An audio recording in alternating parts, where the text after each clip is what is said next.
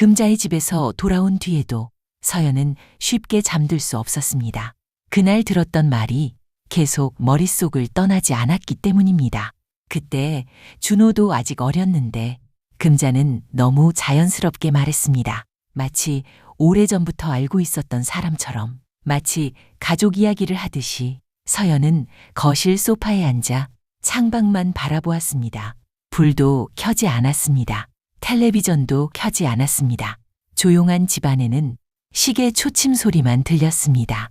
그리고 그 소리 사이로 오래전 기억 하나가 천천히 떠오르기 시작했습니다. 결혼 후 1년쯤 지났을 때였습니다. 주변에서는 하나 둘 아이 이야기를 하기 시작했습니다. 처음에는 대수롭지 않았습니다. 곧 생기겠지. 다들 그렇게 말했습니다. 서연도 그렇게 믿었습니다. 민재도 그렇게 믿는 것처럼 보였습니다. 하지만 1년이 지나도 아무 소식이 없었습니다.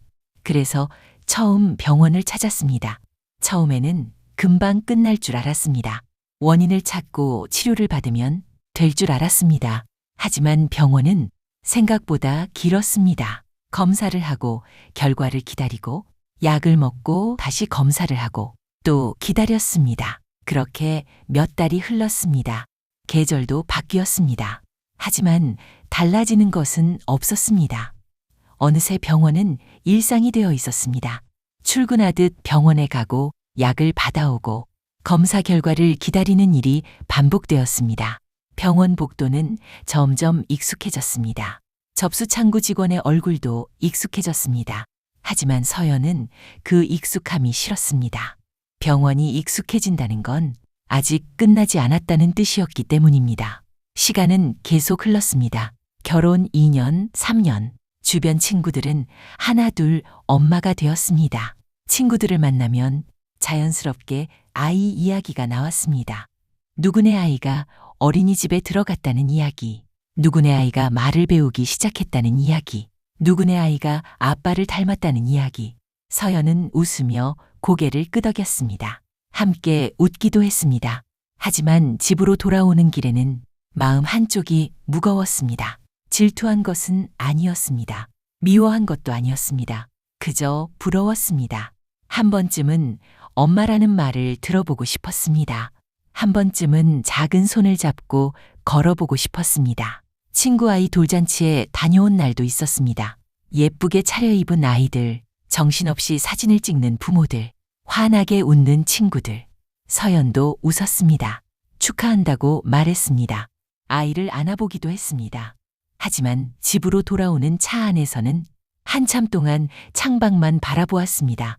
집에 도착한 뒤에도 쉽게 잠들 수 없었습니다. 부러운 마음을 숨기는 것이 생각보다 어려웠기 때문입니다.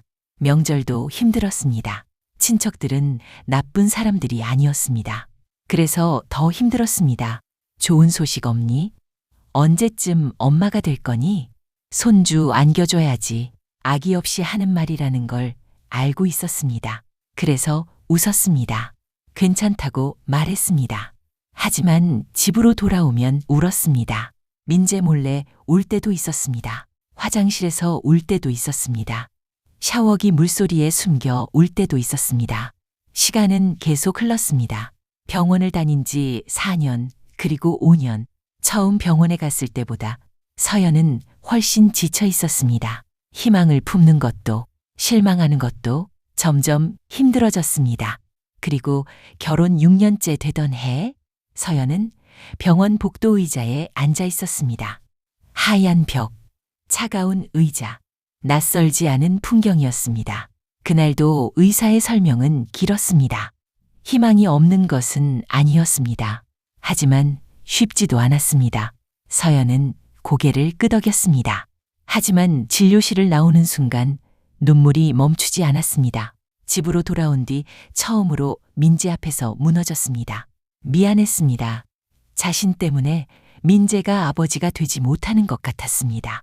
자신 때문에 가정을 완성하지 못하는 것 같았습니다. 그래서 미안했습니다. 정말 미안했습니다. 민재는 그런 서연 곁에 조용히 앉아 있었습니다. 그리고 손을 잡아주었습니다.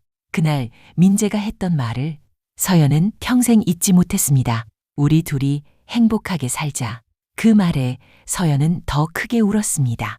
꼭 아이가 있어야 행복한 건 아니잖아. 민재는 그렇게 말했습니다. 그 말이 너무 고마웠습니다.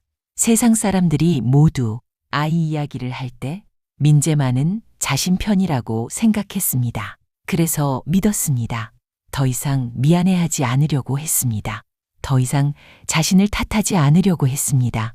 민재가 있으니까 민재와 둘이 행복하면 된다고 생각했습니다. 그렇게 살아왔습니다. 하지만 지금은 달랐습니다. 서연은 천천히 눈을 감았습니다. 그리고 통장을 떠올렸습니다. 박준호, 생활비, 등록금, 병원비, 20년 동안 이어진 기록 하나씩 떠오르기 시작했습니다. 그리고 문득 계산해 보았습니다. 준호의 나이, 통장이 시작된 시기, 병원을 가지 않았던 시기, 모든 것이 하나로 이어지기 시작했습니다. 서연의 얼굴이 천천히 굳어졌습니다. 설마, 정말 설마, 그때 이미 준호가 있었던 걸까? 그 생각이 머릿속을 스치는 순간 숨이 막히는 것 같았습니다. 자신은 아이 때문에 울고 있었는데, 자신은 미안하다고 울고 있었는데, 민재는 이미 다른 곳에서 한 아이의 아버지로 살고 있었던 걸까? 그날의 기억이 완전히 다른 모습으로 변하기 시작했습니다. 우리 둘이 행복하게 살자.